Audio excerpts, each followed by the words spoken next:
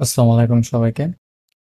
তো আজকের ভিডিওতে আমরা একটা ন্যাপবার তৈরি করা দেখব, যেটা হচ্ছে আপনার মিডিয়া কিউরি দিয়ে হবে।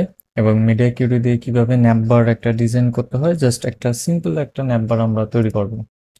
তো সিম্পল বলার কারণ হচ্ছে এটা যে এই ন্যাপবারটা সম্পূর্ণ ফাংশনাল না। যেহেতু সম্পূর্ণ ফাংশনাল না, সেহেতু জাস্ট একটা প্র্যাকটিস ভিডিও, এবং এই ভিডিওটার মাধ্যমে আমরা মিডিয়া কিউরির সবগুলো টপিক শেষ করে ফেলবো। তো ন্যাপবার তৈরি করার জন্য সর্বপ্রথম ন্যাপবারে যেটা থাকে যে এই সাইডে হচ্ছে একটা ওয়েবসাইটের নাম বা একটা ওয়েবসাইটের লোগো থাকে, এবং এই সাইডে হচ্ছে মূলত ন্যাপবারটা থাকে। তো যদি আমরা এখানে একটা মেইন কন্টেইনার নিই এবং এর ভিতর একটা H2 নিলাম, যেটা হচ্ছে Cyber24BD নামে, এবং হচ্ছে আমরা একটা ন্যাপ নামে একটা সেকশন নিলাম। ন্যাপ বারের জন্য সাধারণত ন্যাপ নামের সেকশনটা নেওয়া হয়, এটা আমি আগেও বলছিলাম। তো আমি একটা এর আম, তিনটা এইচআরএফ তিনটা লিঙ্ক নেই, এবং হচ্ছে একটু একটু অর্গানাইজ করে ফেলি, ডিসঅর্গানাইজ হিসেবে আছে।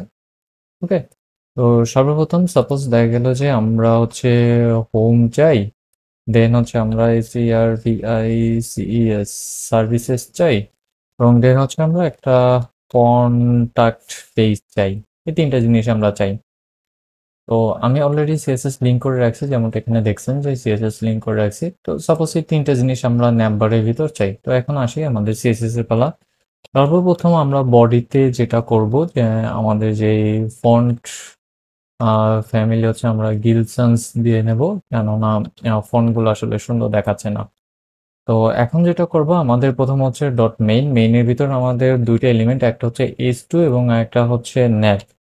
এখন মেইনের ভিতর যদি আমরা এটাকে এডিট করতে চাই, সর্বপ্রথম আমাদেরকে ডিসপ্লে, অর্থাৎ পাশাপাশি দেখতে চাইলে ডিসপ্লে আমাদেরকে ফ্লেক্স ব্যবহার করতে হবে।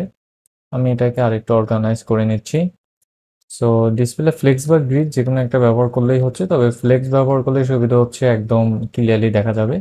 তো এখন হচ্ছে আমরা যেটা চাই যে জাস্টিফাই কন্টেন্ট স্পেস অ্যারাউন্ড না, স্পেস হচ্ছে বিটুইন। তার মানে হচ্ছে আমরা দুই সাইডে দেখতে চাই, অর্থাৎ একটা আরেকটার সাথে মিলবে না এরকম দেখতে চাই। তো এখন এখানে একটা সমস্যা হলো যে Cyber24 একপাশে তো দেখা যাচ্ছে ঠিক আছে, কিন্তু হোম সার্ভিস কন্টাক্ট এটা একদম দূরে দূরে সরে গেছে, রাইট?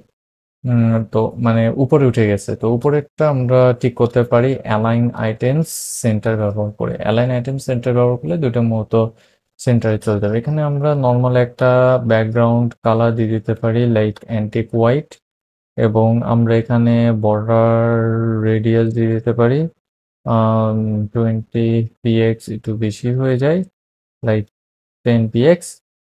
এবং আমরা প্যাডিং দিয়ে দিতে পারি।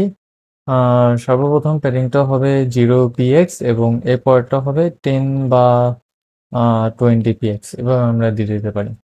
তো এখন এখানে সমস্যা হলো যে উপর নিচে একটু স্পেস বেশি রয়ে গেছে, এটা মূলত H2 এটার কারণে হয়ে যায়। আমরা যদি ইন্সপেক্ট করে আপনাদেরকে যদি গ্রাবার দিয়ে দেখাই, দেখেন H2 উপরে এবং নিচে একটা হলুদ বর্ডার দেখতে পাচ্ছেন, এটাই মূলত ওর নিজস্ব একটা মার্জিন বলতে পারেন বা প্যাডিং বলতে পারেন। হ্যাঁ, এটা হচ্ছে ওর মার্জিন 19 পয়েন্ট, মানে 19.92 পিক্সেল এখানে লেখা আছে। 19.92 পিক্সেল সে একটা ডিফল্ট মার্জিন নিয়ে নেয়, এই যে মার্জিন ব্লক, সে একটা ডিফল্ট মার্জিন নিয়ে নেয়। তো এটাকে চাইলে আমরা ওভাররাইড করতে পারি। তো ডট মেইনের ভিতর হচ্ছে আমাদের H2 আছে। তো সর্বপ্রথম H2কে আমরা ধরতে পারি, এবং এখানে হচ্ছে মার্জিন সাপোজ দেখা গেল যে 5 px দিয়ে দিতে পারি। তো মার্জিন 5 px দিলে মোটামুটি একটু ক্লিয়ার হয়ে যাচ্ছে। আমি শুধুমাত্র এটা করতে চাই না, আমি এর একটা ব্যাকগ্রাউন্ড কালার দিয়ে দিতে চাই অ্যালিস ব্লু টাইপের। আমি একটা বর্ডার রেডিয়াস দিয়ে দিতে চাই 10 px। আমি একটা প্যাডিং দিয়ে দিতে চাই 0 px, 10 px। ওকে, তার মানে হচ্ছে আমি যেটা চাচ্ছি যে আমি হচ্ছে Cyber24BD লেখাটাকে একটু আলাদা করতে চাচ্ছি, এবং এখানে এটা যদি আরেকটু গাঢ় করে দিই, এই যে দেন কালারটাকে চেঞ্জ করা যায়। হ্যাঁ, কালারটা যদি চেঞ্জ করে দিই তাহলে আই থিঙ্ক একদম স্পষ্ট দেখা যাচ্ছে যে এখন Cyber24BD আলাদা এবং হোম সার্ভিস কন্ট্যাক্ট এটা হচ্ছে আলাদা। এখন কথা হচ্ছে হোম সার্ভিস কন্ট্যাক্ট একদমই একটার গায়ের সাথে আরেকটা লেগে গেছে।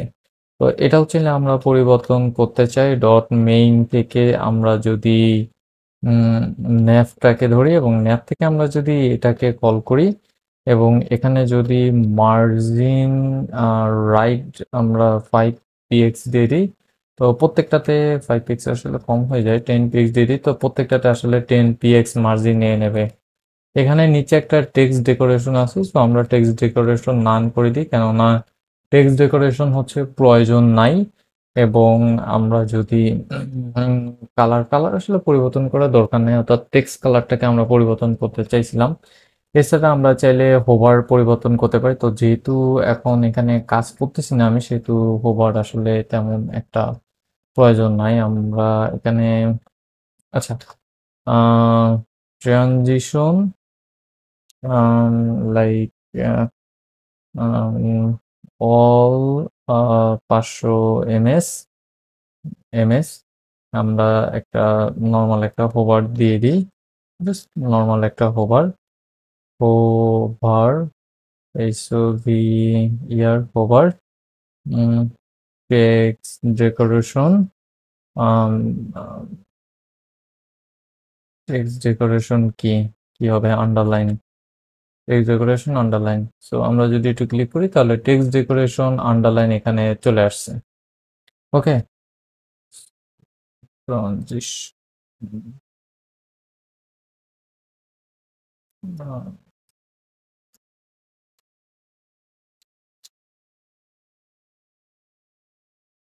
আচ্ছা, এটা আমরা পরে দেখতেছি।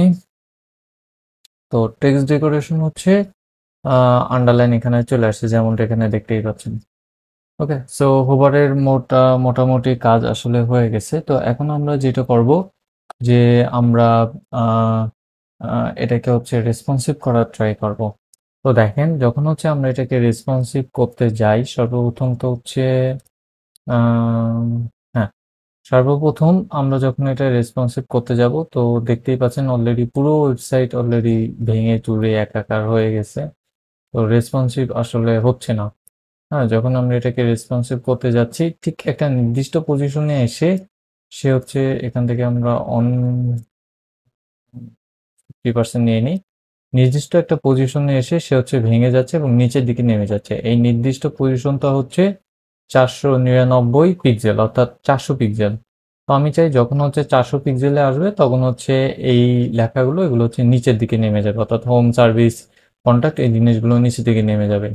তো সেটার জন্য আমরা যেটা করতে পারি যে আম, আমরা মিডিয়া ব্যবহার করতে পারি। Media only SCREEN screen and max WIDPS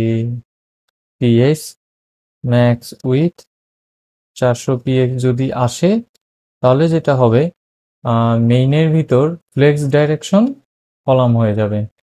মেইনের ভিতর ফ্লেক্স FLE ফ্লেক্স ডাইরেকশন হচ্ছে কলাম হয়ে যাবে। হ্যাঁ, তো এখন আমরা যদি একটু চেক করি তাহলে দেখা যাবে যে দেখেন এখানে 499 পিক্সেল এবং ফ্লেক্স ডাইরেকশন হচ্ছে কলাম হয়ে গেছে। আমরা যদি 400 পিক্সেলও দিই তাও ফ্লেক্স ডাইরেকশন এখানে কলামই থাকবে। তো আমরা যদি বাড়াই তাহলে উপরে চলে যাবে এবং যদি কমাই তাহলে নিচে চলে আসবে। তো এখানে আরেকটা সমস্যা হলো যে এই লেখাগুলো আসলে একদম নিচের সাথে মিশে গেছে। আমি যদি একটু বড় করে দেখাই, দেখেন একদম নিচের সাথে মিশে গেছে। সো নিচে আমাদের একটা গ্যাপের প্রয়োজন। তো সেই গ্যাপটা আমরা দিয়ে দিতে পারি যে মার্জিন না, প্যাডিং প্যাডিং বটম 10 px বা 15 px 15 px যদি আমরা মার্জিন বটম দিই তাহলে দেখেন এটা মূলত মানে একদম পারফেক্ট দেখাচ্ছে, যদিও বা পারফেক্ট না, আই থিঙ্ক 10 px ঠিক আছে। এবং হ্যাঁ, 10 px মূলত একদম পারফেক্ট দেখাচ্ছে। নাও আমরা চাইলে একটা কাজ করতে পারি, এটা যখন আরো ছোট হয়ে যাবে তখন দেখেন এই যে 231 পিক্সেল অর্থাৎ 230 পিক্সেলে এসে এটা কিন্তু ফেটে যাচ্ছে। 230 পিক্সেলে না, মূলত 240 পিক্সেলে এসে এটা ফেটে যাচ্ছে, মানে 235 রাউন্ড ফিগার করলে হচ্ছে 240 পিক্সেল হয়। তো 240 পিক্সেলে আমরা এটা চাই নিচে নিচে আসবে। তো আমরা চাইলে সেটাও করতে পারি। আমরা চাইলে বলতে পারি যে @ media only SCRWN WN screen and max WIB max with কত যেন বললাম 240 240 px। ওকে, তো এখন আমরা বলে দিতে পারি যে ফ্লেক্স ডাইরেকশন হবে কলাম। আচ্ছা, এখানে যেটা হবে যে এখানে আসলে এভাবে ফ্লেক্স ডাইরেকশন দিতে হবে না। তো আমরা সর্বপ্রথম যেটা করব, আমরা মেইনটাকে কল করব, এরপরে এখান থেকে ন্যাপটাকে কল করব, এরপরে এটাকে কল করব এবং এখানে আমরা ফ্লেক্স ডাইরেকশন COLAM কলাম ব্যবহার করতে পারবো। তো এখন যদি এটা নিচে দেখি তো ফ্লেক্স ডাইরেকশন কলাম আসলে ইউজ হচ্ছে না। সর্বপ্রথম আমরা ডিসপ্লে ফ্লেক্স করে নিই, ফ্লেক্স ডিসপ্লে ফ্লেক্স, এবং এখন দেখেন এখন কিন্তু ফ্লেক্স ডাইরেকশন কলাম ব্যবহার করা যাচ্ছে। তো আবার এখানে আরেকটা সমস্যা হলো যে হোম সার্ভিস কন্ট্যাক্ট তিনটা একই লাইনে চলে আসছে, বাট এই জিনিসগুলো আসলে দেখতে দৃষ্টিকটু লাগে। তো আমরা যেটা করতে পারি, আমরা এখানে বলতে পারি যে অ্যালাইন আইটেম যেটা হবে সেটা হচ্ছে সেন্টার হবে। তাহলে দেখেন অ্যালাইন আইটেম সেন্টার বলে দিলে প্রত্যেকটা জিনিস হচ্ছে আপনার সিরিয়ালভাবে চলে আসতেছে। তো এখন আমি যদি বড় করি, এই দেখেন একদম ছোট অবস্থায় যখন হচ্ছে 152, এর থেকে ছোট স্ক্রিন আসলে হয় না, একদম বাটন ফোনেও এর থেকে বড় স্ক্রিন দেয়। তো যখন এটা আমরা বড় করব, ঠিক 240 পিক্সেলের উপর যখন যাবে, এই জায়গাটা খেয়াল করেন, 240 পিক্সেলের উপর যখন যাবে তখন হচ্ছে এটা আপনার পাশাপাশি চলে আসবে, এবং যখন হচ্ছে আরো বড় হবে এবং প্রায় 400 পিক্সেলের কাছাকাছি যাবে তখন হচ্ছে এটা পাশাপাশি চলে আসবে। তো এই হচ্ছে আমাদের টোটাল ন্যাপবারের ডিজাইন। তো ন্যাপবার মূলত এরকম হয় না সচরাচর। ন্যাপবারে যেটা হয় যে আপনাদের এখানে একটা ক্লোজ বাটন থাকে, সেটাতে ক্লিক করলে হ্যামবার্গার মেনু বলা হয়, সেটাতে ক্লিক করলে হচ্ছে ন্যাপ ওপেন হয় এবং ন্যাপ ক্লোজ হয়। তো সেই যে জিনিসটা ওটা হচ্ছে আমরা নর্মালি জাভা স্ক্রিপ্ট যখন করবো তখন হচ্ছে দেখবো, এবং এছাড়াও সিএসএসও আমরা দেখবো, কিন্তু এখন না, সেটা হচ্ছে আরো পরে।